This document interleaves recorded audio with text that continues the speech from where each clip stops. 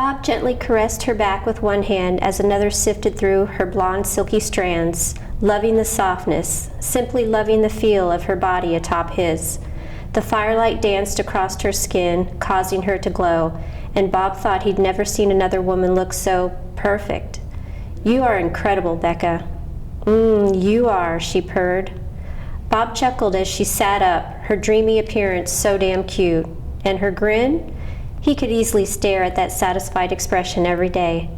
Whoa, where the hell did that come from? You're just enjoying a weekend, he thought. Hey, where'd you go? Becca's concerned look and tender voice brought Bob back into focus. Nowhere. I'm right here. He hoped the smile he gave her was convincing because he really did look forward to enjoying this weekend without getting into anything heavy. He just couldn't guarantee much more than that.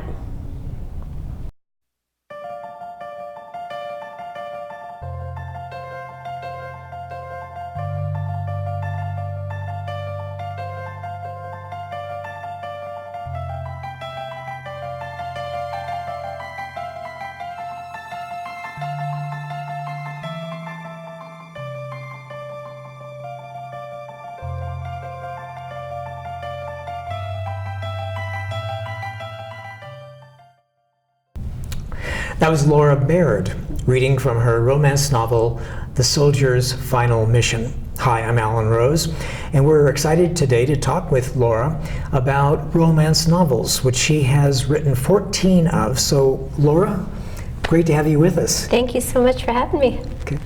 Laura, I was surprised when I did some research about romance novels to find out that romance literature is the most popular genre in the world, and that something like 46% of mass market paperbacks are romance novels. In 1 year, they bring in like $1.3 billion. So you must be really rich. I wish.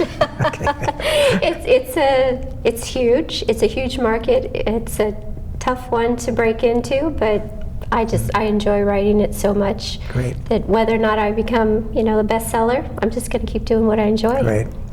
You have written 14 novels now. Correct. That's great. How long have you been writing?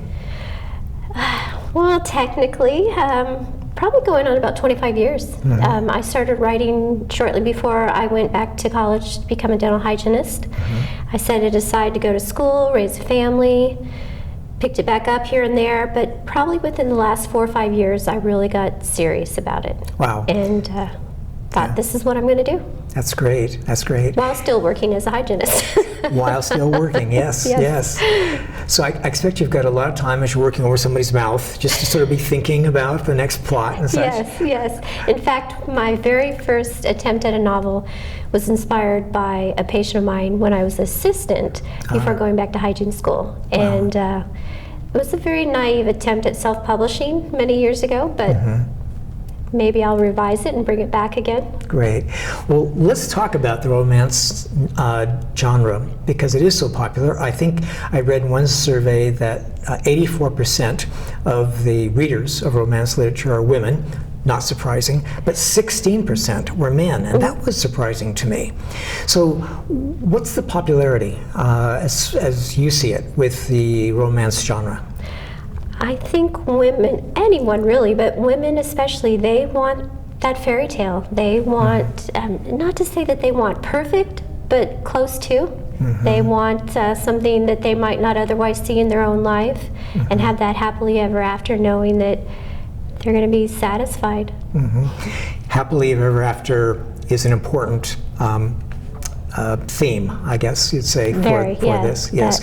And actually the romance genre has quite a number of conventions that I guess you need to write to, or guidelines that you need to follow. I think anything is possible, but definitely, as you said, the happily ever after, or what they call the HFN, happily for now, knowing that the couple is going to be together doesn't mean everything is perfect or that it is going to be a happily ever after with no problems, but their relationship is resolved and solidified. Right. Yeah. So in The Soldier's Final Mission, which you published in 2017. We've got Bob, who is a special operations military personnel, and Becca. And they meet at a beach party, and we have this very hot romantic night that they share. And then Bob goes off to Afghanistan. Becca eventually marries and has a son. And then 6 years later, they meet again. Yes. And the story really picks up. So what did you put into the story? How did you plot it to sort of fit within the idea of the romance genre? Well, the story came to mind due to a fellow serviceman, a friend of mine, loosely based on him and the struggles that the active duty personnel goes through, as well as their significant other, whether they're at home waiting to know that that person is going to come home safely, taking care of a family. With Bob being deployed often, he didn't think it was fair for Becca to wait around, thought she should have a life, even though he wanted her, but was thinking of her feelings. And then he realized when he nearly met his death that he wanted her back. He wanted to make the most of every moment that he had, and getting her back was priority for him. And so he actively sought her out, knowing her situation, and hoped for that chance. And she had actually moved on from her marriage, yes. Still had her son, and so it was quite fun when they finally reconnect and have to rediscover, because they didn't really get to know each other very well on that one weekend together. More so in the story, Becca knew more about Bob because she really admired him and almost fell in love with him from afar through his cousin Tessa, who was her roommate. So she had already had a bit of a fascination and a crush on him without him even realizing it. So he didn't have to work too hard, but there was a little bit of work in winning her back. Right. How do you go about plotting a story like that? You had an interesting innovation there where you actually capture them in a moment of infatuation and love, excitement, and then you have this break for 6 years before they come back together again. How did you develop the plotting for that? The plotting it varies so much between one story and another. I honestly wasn't a fan of flashbacks. When I would read stories and the story would constantly jump through time, I thought, I'm trying to keep straight what's going on in the storyline. But I thought with Bob, with this story, it seemed perfect. It seemed right in my view that many times when I plot, I just sit down and just start writing. I don't have a definite beginning, middle, and end. I have maybe a small storyline in place, and I think, well, where is this going to go, or where could it go?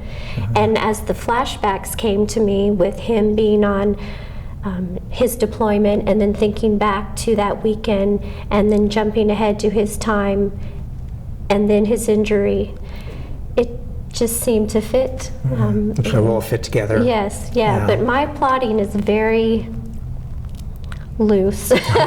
Sometimes I just wing it, and other times I have a definite storyline where I know these two characters, what's going to happen, this is going to be this is how it will end, and so it varies greatly. Good. Can you actually tell us about some of the stories, maybe your favorite stories, books that you've written? You've got, like we said, 14 of them available. Right. One of my favorites is actually a holiday novella. It's a shorter story, less than 40,000 words, and it's just a really feel-good, family-oriented romance about a widower who's raising his daughter and ex-Navy nurse. I tend to write a lot with the military theme, considering I'm a veteran myself, as well as my husband. But she's helping to raise her nephew after her sister is killed, and they come together under a strenuous circumstance. They meet at a scene of an accident, and it's almost like not quite love at first sight, but he's just struck by this woman And then he feels immediate guilt over the loss of his wife and having any type of inclination towards wanting another woman. But there's a lot of humor in there with the children and her becoming a veterinarian and the farm animals. It's really fun. I love it. What's the name of it? Rory's Christmas Angel. Rory's Christmas Angel. Correct. Okay.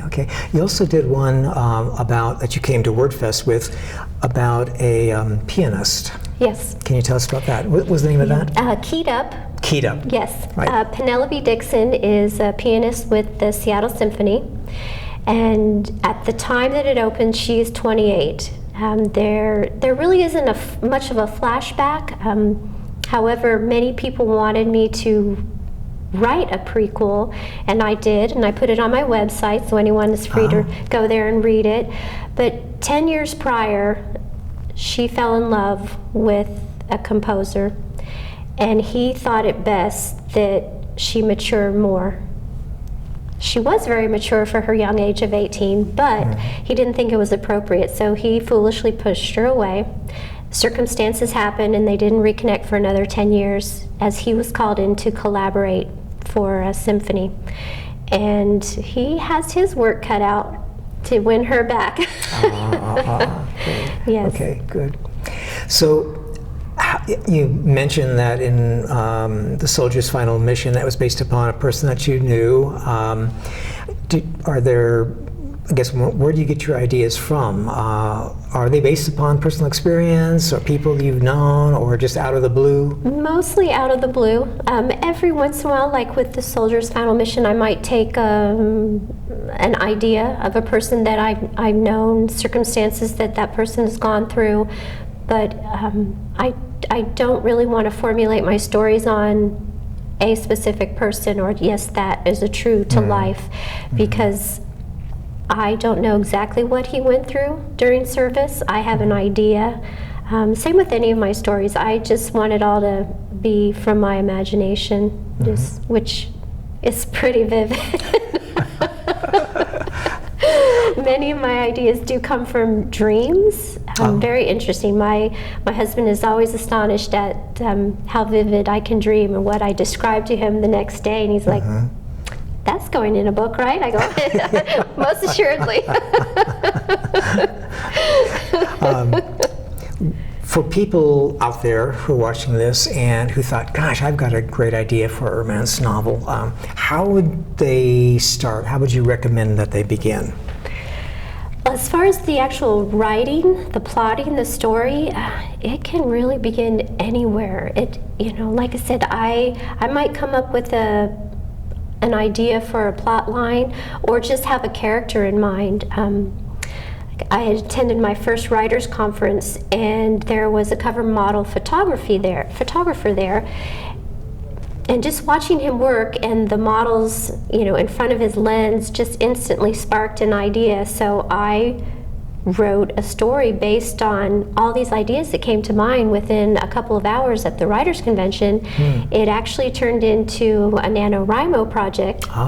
And NaNoWriMo is National Novel Writing Month, where you're challenged to write a 50,000 word story in the month of November. I wrote 52,000 words in 26 days, and a year later it was published. So really the ideas to begin a story, they can begin anywhere. Whether you want to start off with, in the romance genre, what's called the meet cute. How do the what? Meet cute. And meet cute. Yeah, how do the two people meet? They could be friends who all of a sudden realize they love each other, or they're slowly realizing that they have more than just friendship in mind. They could be enemies. You're a corporate boss and I don't like the way you're running the show, so I'm going to try to come in and run the show. But as we work together, feelings develop, ideas brew. So it can begin with dialogue, with action, with a tragedy, really anywhere. Anyone who wants to write, I say just start writing down your ideas, and then you'll figure it out. You mentioned a writers' conference. Are there books or other resources that you would recommend that people look at if they want sort of some idea of how to get into, how to begin? Yeah, they're really my initial references were just reading. Just read. I would read in the genre that you enjoy, read in what you want to write, see what you like about it, what you don't, how you may change it up. But as far as actual references, there's so numerous. Whether you buy something in print, you get magazines, you go online. There's one book, I believe it's called either Your Book Starts Here or Your Novel Starts Here. Okay. It was a great reference recommended by Vicki J. Carter, who does the podcast. Right. And I, being in the romance genre, have a couple of other thesauruses, like the Emotion Thesaurus, I believe it's called. Emotionist Thesaurus. Yes, the Romance Writers Report comes out by Romance Writers of America, and they have leads to many different websites like Savvy Authors. They offer courses. Even my own publishers like the Wild Rose Press, they have resources that you can go to as far as journals you can pick up. Writer's Digest is a great one as well. Blogs that you can get in on, talks where you can share ideas with other writers. So if somebody went to the Romance Writers of America, their website, they probably find these different resources. Yes. Okay, great. Yes. Who are some of your favorite romance writers? Well, I'm sure Nora Roberts tops the list.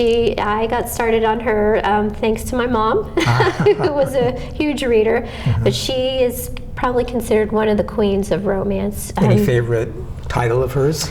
Oh goodness, there's so many. There was a trilogy that I really fell in love with. I would have to look up the names. There's so many of them, but she bases a lot of her stories in Ireland. She has ancestry from Ireland, and there are just little hint of magic in them, and they're just fantastic. Like I'm probably messing it up without looking it up, like Pearls of the Sea or something like that.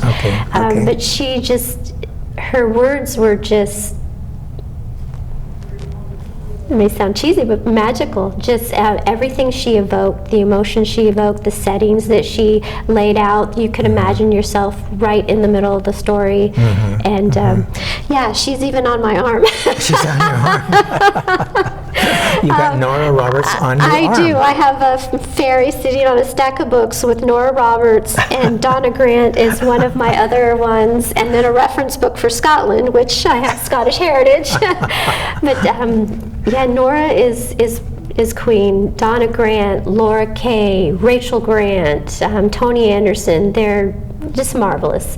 Whether they write romance with suspense, paranormal elements, comedy, there's so much that can be done within the romance genre itself. I was surprised to find out that under romance, there were all these different subgenres. Like you said, there's paranormal, there's lots of lesbian romance now, I found. There's multicultural romance, and it really is interesting to see how the romance genre is adapting to the times and the ideas, the themes, the issues that are current and contemporary. My publisher, you can find it on Amazon, which is probably the most prolific out there as far as finding whatever book you want. But my publisher, where the bulk of my titles are at, Evernight Publishing, they are based out of Canada. They have just been marvelous to work for. And if you were to go on their website alone, you would see numerous categories, as you said, that break it down. It's not just romance. There's suspense, there's multiracial, there's female, there's male, there's alien, there's shifter, there's it is incredible. And they have been so wonderful to work with, and the community of authors, when we communicate with one another, mostly through social media, because we're located all over the world, is just a great support system. This is Wild Rose Press? That was Evernight Publishing. That's Evernight. Evernight. Why don't you tell us a bit, how did you break in to being a published author? Sure.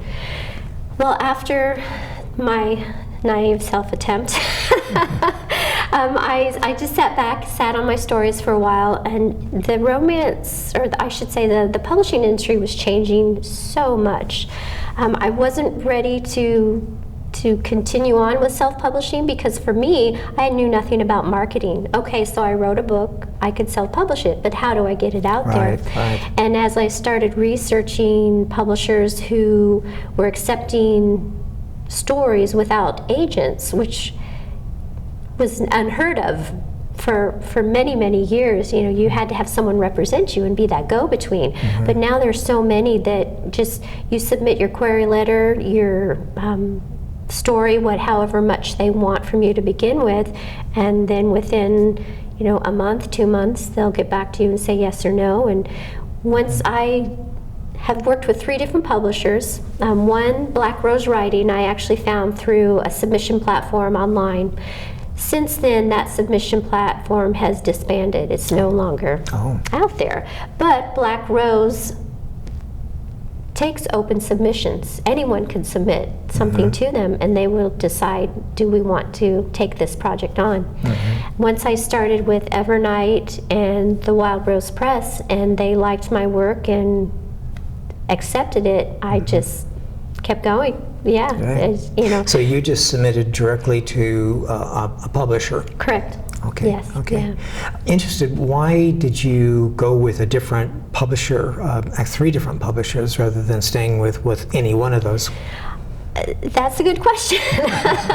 The first one with Black Rose Writing, I was a little hesitant at first because of what they offered me, and I thought, well, it's better at this point than me self-publishing. They can get my book out there on, at first it was available in print, and then digital as well as audio. And I thought, that's terrific, because they were paying to do all that, and I didn't have any expense other than I hired an outside editor. They were a bit slower to work with, so while they were working on my first book, I decided I'm going to, see who else is out there. Why not take a chance on branching out and testing, so to speak, different publishers, see who I like the most. Good for you. Yes, Evernight has probably been the best so far. They're very quick in their response. They do not dawdle, which is nice. They get your book out in digital platform on so many platforms, between Amazon, Barnes & Noble, Smashwords, Kobo, iTunes. I'm trying to list them all off. Yeah. And then the Wild Rose Press, they were great to work with as well. They were, and I shouldn't sound picky, but they were a little bit slower to work with as well. Okay. Me, I sometimes have a fault of getting impatient. I want results, but they were really great to work with. And I don't think, I have 2 stories with Wild Rose, and I think if I were to write more along that line, I would probably submit the same type of material. But I would also like to branch out and test other markets, like Harlequin and Carina Press, who are open to submissions. So. What typically is the turnaround time from the time a manuscript of yours is accepted to when it becomes available?